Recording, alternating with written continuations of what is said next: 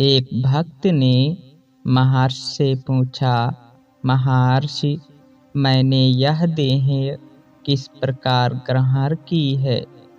तुम मैं तथा देह के विषय में बात करते हो। दोनों का आपस में संबंध है, किंतु तुम देह नहीं हो। संशय देह को नहीं हुआ, क्योंकि देह तो निष्क्रिय है। ऐसे कई अवसर आते हैं जब देह का कोई बोध नहीं होता है, जैसे कि गहन सुषुप्ति में तुम्हें देह का बोध नहीं होता है।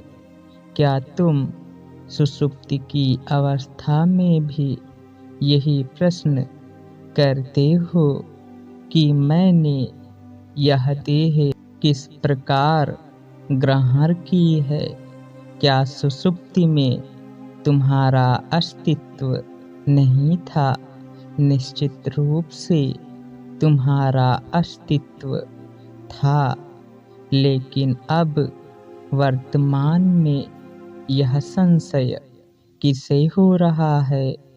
महर्षि, अहंकार को।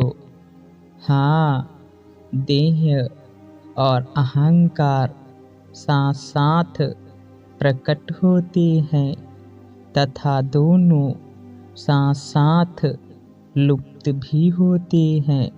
सुषुप्ति ऐसी अवस्था होती है जहाँ पर तुम अहंकार युक्त नहीं होते हो। इसीलिए सुषुप्ति में यह प्रश्न भी नहीं उठता है कि मैंने यह देह किस प्रकार ग्रहण की है। तुम्हारा वास्तविक स्वरूप होना मात्र है।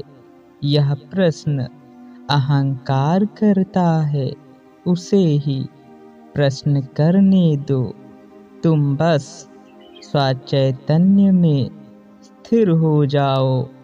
समस्त संशयों का स्वतः ही निदान हो जाएगा।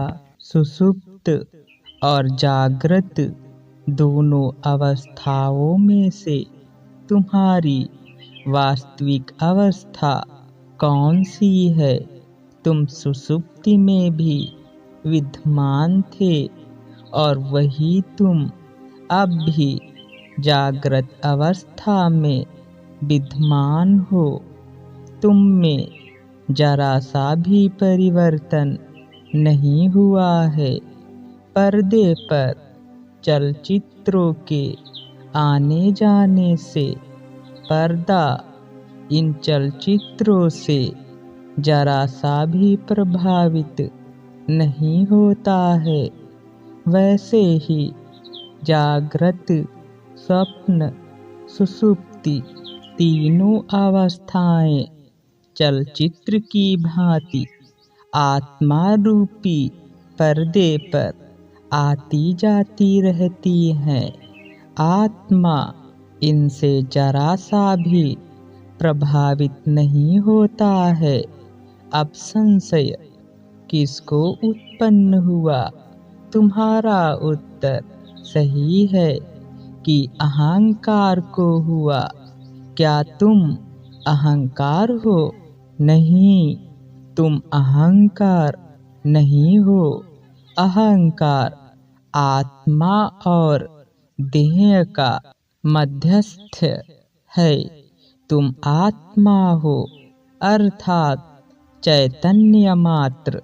अहंकार के मूल को खोज लो और फिर देखो, क्या अब भी संशय रहते हैं?